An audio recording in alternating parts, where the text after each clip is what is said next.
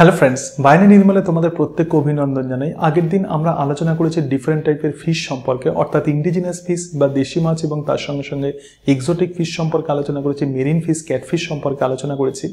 আজকে আমরা আলোচনা করব মাছের লাইফ সাইকেল এবং তার সঙ্গে সঙ্গে আমাদের যে দেশীয় যে সমস্ত মাছ আছে বা যে সমস্ত কার্প আছে, যেমন রুই, কাতলা, মৃগেল, এই তিন ধরনের যে মাছ আছে তাদের লাইফ সাইকেলে ডিফারেন্ট যে স্টেজ থাকে, তো সেই স্টেজগুলোকে কি করে আমরা আইডেন্টিফাই করব, আজকে আমরা সেগুলো সম্পর্কেই আলোচনা করব। দেখো, বা পিএসসির জন্য, জুলজির জন্য তোমরা যারা প্রিপারেশন নিচ্ছ দেখবে যে সেকশন 5 একটি অত্যন্ত গুরুত্বপূর্ণ অংশ। এখানে ইকোনমিক জুলজি আছে, পিসি কালচার আছে। সিলেবাসে যদিও মেনশন করা আছে ইনডিউসড ব্রিডিং, কিন্তু পিসি কালচার সম্পর্কে তোমাদেরকে ডিটেলসে পড়তে হবে, রাইট? চলো তাহলে আমরা দেখে নিই যে লাইফ সাইকেল অফ ফিশ মানে মাছের লাইফ সাইকেল নর্মালি 6 স্টেজেস। প্রধানত মাছের লাইফ সাইকেলে আমরা 6টা স্টেজ দেখতে পাই।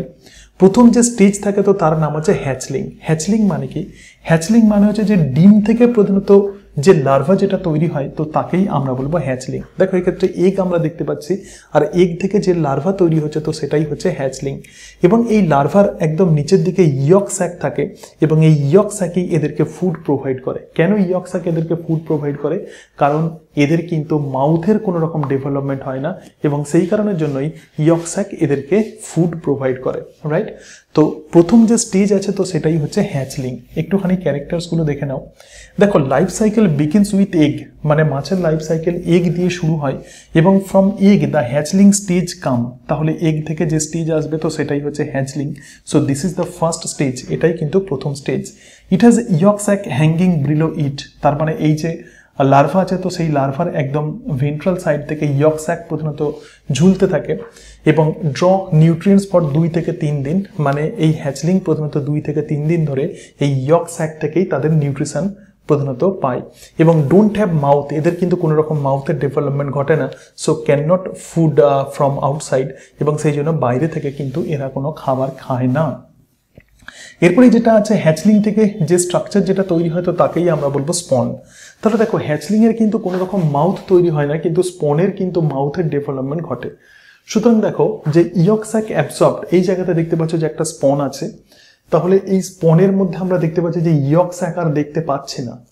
তাহলে প্রথম যে হ্যাচলিং যেখানে আছে তো সেই হ্যাচলিং এ ইয়ক স্যাক আছে, কিন্তু স্পনের মধ্যে কোনো ইয়ক স্যাক নেই। এবং তার সঙ্গে সঙ্গে দেখো মাউথ ডেভেলপ, তাহলে এদের কিন্তু মাউথের ডেভেলপমেন্ট হচ্ছে এবং লিটল ফুড, এরা কিন্তু খুব কম পরিমাণে খাবার গ্রহণ করে। এরপরেই স্পনের পরেই যে স্টেজ আসবে তো সেটাকেই আমরা বলবো ফ্রাই। সো ট্রু শেপ অ্যাটেইনড, তার মানে ফ্রাই মানে কি? ফ্রাই মানে হচ্ছে সেই স্টেজ যে স্টেজে মাছ একটা শেপ নিয়ে নেয়, মানে লার্ভা একটা শেপ নিয়ে নেয়, তো সেই যে স্টেজ তো তাকেই আমরা বলবো ফ্রাই। এবং ক্যান গ্রো 1 থেকে 2 সেন্টিমিটার, অর্থাৎ এই ফ্রাই যারা তারা মোটামুটিভাবে 1 থেকে 2 সেন্টিমিটার তার বৃদ্ধি হয়। এবং ফিড অন জু প্ল্যাঙ্কটন, এরা প্রধানত জলে ভাসমান ছোট ছোট এনিম্যালদের খাদ্য হিসাবে গ্রহণ করে। এবং টেক 7 থেকে 10 দিন to grow into the fingerling stage. তাহলে এই যে ফ্রাই স্টেজ আছে এটাই কিন্তু ফিঙ্গারলিংয়ে পরিণত হয়। ফিঙ্গারলিং মানে কি? এরকম আঙুলের মতো সাইজের যে মাছ তো তাকেই আমরা বলবো ফিঙ্গারলিং। এবং ফ্রাই থেকে ফিঙ্গারলিং হতে মোটামুটি 7 থেকে 10 দিন সময় নেয়। তাহলে ফ্রাই থেকে এবার কি হয়ে গেল? ফিঙ্গারলিং হয়ে গেল। So fingerling finger like and further increase 10 থেকে 15 সেন্টিমিটার। তাহলে দেখো, ফ্রাইয়ের সঙ্গে ফিঙ্গারলিং এর পার্থক্য কি? ফ্রাই কিন্তু অনেক ছোট হয়, তার মানে ফ্রাইয়ে প্রধানত 1 থেকে 2 সেন্টিমিটার হয়, কিন্তু ফিঙ্গারলিং 10 থেকে 15 সেন্টিমিটার হয়। ফিঙ্গারলিং থেকে যেটা আসে তো তার নামই হচ্ছে জুভেনাইল। জুভেনাইল কিন্তু রিপ্রোডাক্টিভলি তার ম্যাচুরিটি স্টার্ট হয়, তার মানে এদের গোনাডের ডেভেলপমেন্ট শুরু হয়ে যায়। তো এই যে স্টেজ তো এটাকেই আমরা বলবো জুভেনাইল। এবং এর সঙ্গে সঙ্গে অ্যাডাল্ট স্টেজ আসবে, মানে ফিশ ক্যাপাবল অফ রিপ্রোডাকশন। ওকে, তাহলে প্রধানত মাছের লাইফ সাইকেলে এই 6টি স্টেজ দেখা যায়। ওকে, তোমাকে অনেক সময় এমসিকিউতে প্রশ্ন দিতে পারে যে মাছের লাইফ সাইকেলে কতগুলো স্টেজ দেখা যায়। তাহলে দেখো, culture period of the different stage, তো স্পন টু ফ্রাই, তার মানে কি? যখন আমরা পিসি কালচারে যখন আমরা তাকে আনবো, মানে তাকে যখন সাইন্টিফিক ওয়েতে যখন তাকে আমরা চাষ করব, তখন কি হবে? স্পন থেকে ফ্রাইতে পরিণত হতে গেলে মোটামুটি 15 দিন তাকে রেয়ারিং করতে হবে, তাকে প্রতিপালন করতে হবে। এবং ফ্রাই থেকে ফিঙ্গারলিং পেতে গেলে মোটামুটি 90 ডেজ কিন্তু রেয়ারিং করতে হবে। এবং গ্রো আউট কালচার 10 থেকে 12 মান্থ, মানে যত আমরা তাকে এই যে ফিঙ্গারলিং আছে এই ফিঙ্গারলিংকে আমরা যত আমরা পুকুরের মধ্যে বাড়াবো তত তার সাইজ তত বেশি হবে এবং তার ফলে আমরা কিন্তু প্রোডাকশনও অনেক বেশি পাবো। ওকে, এরপরে দেখো, এরপরে যে অংশটা আমরা দেখবো সেটা হচ্ছে যে ডিফারেন্ট যে স্টেজ দেখলাম, এই ডিফারেন্ট স্টেজ প্রধানত আমাদের যে মেজর কার্প আছে, 3 রকমের যে মেজর কার্প আছে, রুই, কাতলা এবং মৃগেল, এই 3 রকমের মাছে এই ডিফারেন্ট স্টেজের ডিফারেন্সগুলো দেখবো, অর্থাৎ পার্থক্যগুলো দেখবো। দেখো কাতলা মাছ আছে যে, তো সেই কাতলা মাছের প্রধানত এগকে কেমন দেখতে হয় একটু দেখে নাও, কাতলা, রুই এবং মৃগেল। তাহলে প্রথম যে স্টেজ আছে তো সেটাই হচ্ছে এগ। বলছে all case the fertilized egg not float but sink at bottom. তার মানে এই যে 3টে মেজর কার্প আছে, রুই, কাতলা এবং মৃগেল, তাদের ফার্টিলাইজড এগ তুমি কি করে বুঝবে? অর্থাৎ ডিম যে ফার্টিলাইজ হয়েছে, এদের প্রধানত এক্সটার্নাল ফার্টিলাইজেশন হয়, তাহলে ফার্টিলাইজ এগ আমরা এইভাবেই বুঝবো। যদি ফ্লোটিং, যদি এগ যদি জলেতে যদি ভেসে থাকে তাহলে সেটা কিন্তু ফার্টিলাইজ নয়, কিন্তু জলের মধ্যে যদি ডুবে যায় তাহলে সেই এগ কিন্তু ফার্টিলাইজড এগ।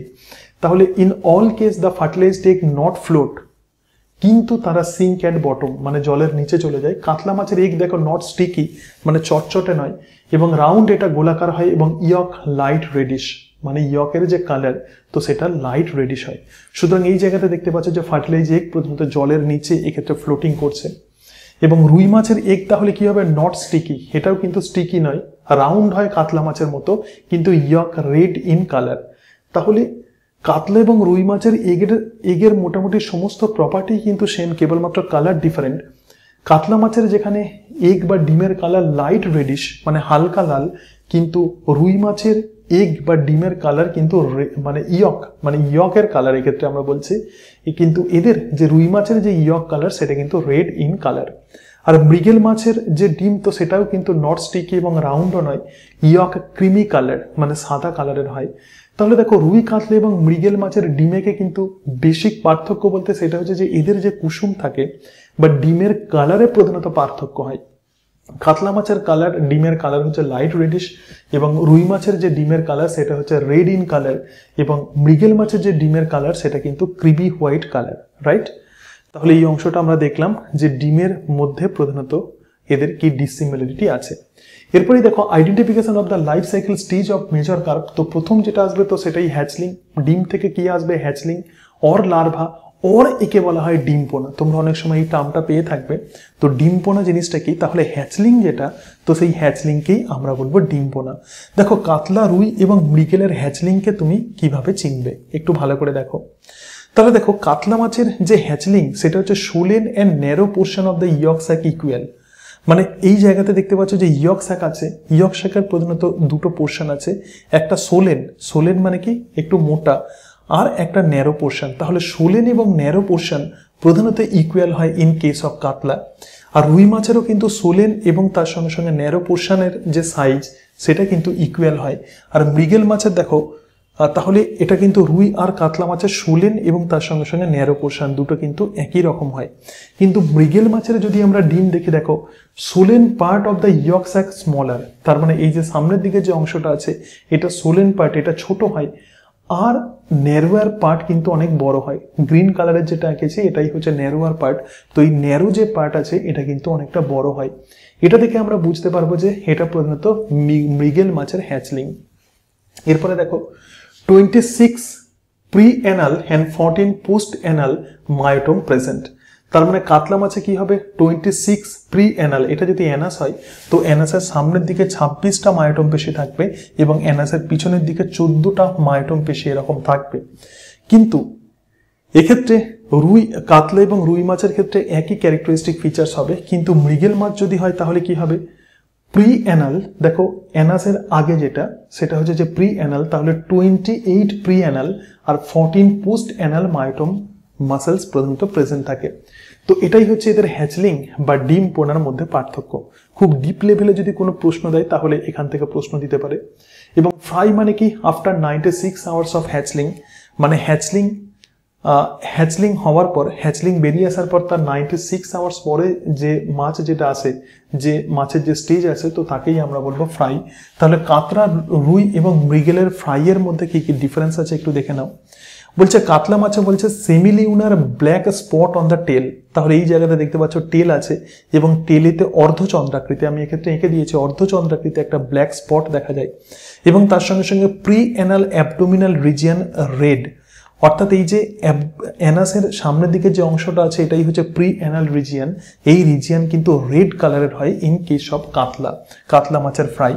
আর রুই মাছের ফ্রাই দেখো এই জায়গাতে দেখো row of semi lunar black spot on the tail, তার মানে অনেকগুলো কিন্তু এক্ষেত্রে অর্ধচন্দ্রাকৃতি এক্ষেত্রে ব্ল্যাক স্পট আমরা দেখতে পাবো রুই মাছের ফ্রাইতে আমরা এরকম দেখতে পাবো। এবং reddish group at the origin of the ventral fin, তার মানে এই যে ভেন্ট্রাল ফিন আছে এই ভেন্ট্রাল ফিনের যেখান থেকে শুরু হচ্ছে তো সেই জায়গাতে একটা রেডিশ গ্রুপ দেখতে পাবো, একটা লাল মতো খাঁজ আমরা দেখতে পাবো।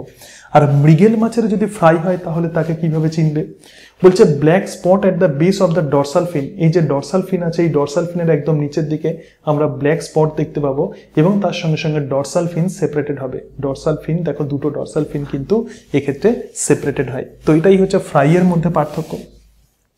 তারপরে দেখো ফিঙ্গারলিংস অফ দ্য মেজর কার্প। ফিঙ্গারলিংস এর মধ্যে কি কি পার্থক্য আছে দেখো কাতলা, রুই এবং মৃগেলে। কাতলা মাছের দেখো হেড লার্জ হয়, অবভিয়াসলি আমরা জানি যে কাতলা মাছের মাথা অনেকটা বড় হয়, তাহলে এদের হেড অনেকটা লার্জ হবে এবং body or tail without any spot. Body এবং লেজেতে কিন্তু কোনো রকম স্পট আমরা দেখতে পাবো না। ডরসাল, কডাল এবং অ্যানাল ফিনস ব্ল্যাক। দেখো এই যে ডরসাল ফিন, অ্যানাল ফিন এবং কডাল ফিন এই তিন রকমেরই পাখনা কিন্তু কালো কালারের হয়। এবার রুই মাছের ক্ষেত্রে দেখে নিই আপার লিপ উইথ বার্বেলস। দেখো আপার লিপে প্রধানত আমরা বার্বেলস দেখতে পাই, আমরা জানি যে রুই মাছে প্রধানত বার্বেলস দেখা যায়। এবং black band at the base of the caudal fin, তাহলে এই যে কডাল ফিন আছে এই কডাল ফিনের একদম বেসে আমরা একটা ব্ল্যাক ব্যান্ড দেখতে পাচ্ছি। দেখো এটা হচ্ছে ব্যান্ড দেখতে পাচ্ছি। এবং ফিনস রেডিশ ইন কালার, অর্থাৎ এদের যে ফিনস আছে পাখনা আছে আমি লাল কালারে করেছি, তো এই স্ট্রাকচার বা ফিনস কিন্তু এদের রেড কালারের হয়। ফিঙ্গার লিংস এই যে ক্যারেক্টার্স আছে এটা হচ্ছে ফিঙ্গার লিংস অফ রুই মাছের ফিঙ্গার লিংস।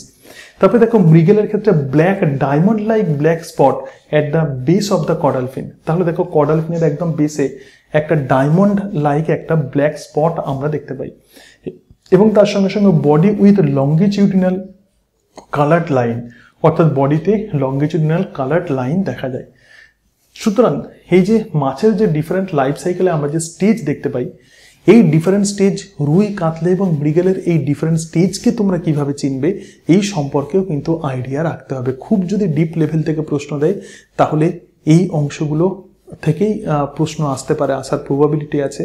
তো সেই জন্য আমি যে পোর্শনগুলো প্রধানত যে অংশগুলো ইম্পর্টেন্ট আমি এক্ষেত্রে হাইলাইট করেছি, তো সেই অংশগুলো তোমরা ভালো করে বেশি করে ফোকাস করবে। এবং West Bengal Public Service Commission জুলজির জন্য প্রধানত আমি দুটো ফেজের নোটস প্রোভাইড করছি, একটা ফার্স্ট ফেজ এবং আর একটা সেকেন্ড ফেজ।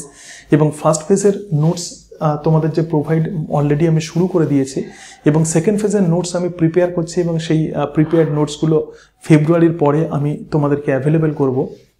তো প্রথম পেজে আমি প্রধানত পিসিকালচার এবং তার সঙ্গে সঙ্গে সেরিকালচার ইকোনমিক জুলজির এই দুটো নোটস প্রথম ফেজে আমি প্রোভাইড করছি। তাহলে এই যে নোটস আছে এটা কিন্তু ফার্স্ট ফেজের নোটস, তোমরা যারা যারা পারচেস করেছো তারা এই নোটস তোমরা পেয়ে গেছো। এবং যদি ওয়েস্ট বেঙ্গল পাবলিক সার্ভিস কমিশনের এই ফার্স্ট ফেজের নোটস তোমরা যদি পারচেস করতে চাও তাহলে তোমরা 8348091202 এই নাম্বারে তোমরা হোয়াটসঅ্যাপ করবে, আমি তোমাদেরকে পেমেন্ট অপশান দেবো, পেমেন্ট করবে এবং তারপর তার স্ক্রিনশট পাঠাবে, আমি তোমাদেরকে সমস্ত নোটসগুলো পাঠিয়ে দেবো। দেখো তোমরা কিন্তু অলরেডি পড়েছো, মানে তোমাদের কাছে সমস্ত নোটস আছে কিন্তু ভালোভাবে সেগুলোকে অ্যারেঞ্জ করা নেই, ম্যাক্সিমামের ক্ষেত্রে ভালোভাবে সেগুলো অ্যারেঞ্জ করা নেই। তো অ্যারেঞ্জড পোর্শন তোমার কাছে যদি থাকে তাহলে সেগুলো পড়তে অনেকটা সুবিধা হবে। তো আমি যে কাজটা করছি মেনলি এই নোটসগুলোকে আমি তোমাদেরকে অ্যারেঞ্জ করে দিচ্ছি, এছাড়া আর কিছু নয়। তোমরা সমস্ত বিষয় জানো কিন্তু নোটসগুলোকে আমি অ্যারেঞ্জ করে দিচ্ছি যাতে তোমাদের সময়ও বাঁচে এবং তার সঙ্গে সঙ্গে যাতে তোমাদের পড়তে সুবিধা হয়। এবং এই যে নোটসগুলো আছে এগুলো সমস্ত কিন্তু ফেমাস বই থেকে করা আছে এবং বিভিন্ন বই ঘেঁটে এই নোটসগুলো আমি করেছি। তাহলে সেইগুলোকে তোমরা যদি কালেক্ট করে নাও তাহলে তোমাদের সময় বাঁচবে এবং তোমাদের প্রিপারেশন নিতেও অনেকটা সুবিধা হবে। এবং আমি এমনভাবে নোটস তৈরি করি যাতে এই সমস্ত টপিকসগুলো তোমাদেরকে কোথাও থেকে আর খুঁজতে না হয়, একই জায়গাতে সমস্ত অংশ যাতে তোমরা পেয়ে যাও। এবং মনে রাখবে এই টাইপের যে এমসিকিউ এক্সামিনেশান, এই এমসিকিউ এক্সামিনেশানে থিওরি সম্পর্কে আইডিয়া রাখাটা খুব গুরুত্বপূর্ণ। একদম সুপারফিশিয়াল লেভেল থেকে ডিপ লেভেলে কনসেপশন তোমাকে রাখতে হবে, কনসেপশন ক্লিয়ার করতে হবে, তবেই কিন্তু এই ধরনের এক্সামিনেশন তোমরা ক্র্যাক করতে পারবে। তো যাই হোক, এর পরের দিন আমরা আলোচনা করব ডিফারেন্ট টাইপের পন্ড সম্পর্কে, অর্থাৎ পিসি কালচার যে করা হয়, তো সেই জায়গাতে তোমরা জানো যে হ্যাচারি আছে, তার সঙ্গে সঙ্গে নার্সারি ট্যাঙ্ক আছে, ডিফারেন্ট টাইপের যে পুকুর থাকে, তো সেই পুকুরে কিভাবে প্রতিপালন করা হয় এর পরের দিন আমরা সেই সম্পর্কে আলোচনা করব। আজকে তাহলে এই পর্যন্তই। আশা করি এই সমস্ত ভিডিওগুলো তোমাদের অনেকটাই হেল্পফুল হবে। সকলে ভালো থেকো। যদি কোনো রকম কোনো টপিক যদি আলোচনা করতে হয় তাহলে কমেন্ট বক্সে কমেন্ট করবে, আমি আমার নোটসের খাতা থেকে সেগুলো তোমাদের সাথে আমি আলোচনা করব। ওকে, আজকে তাহলে এই পর্যন্তই। So thank you and that's it.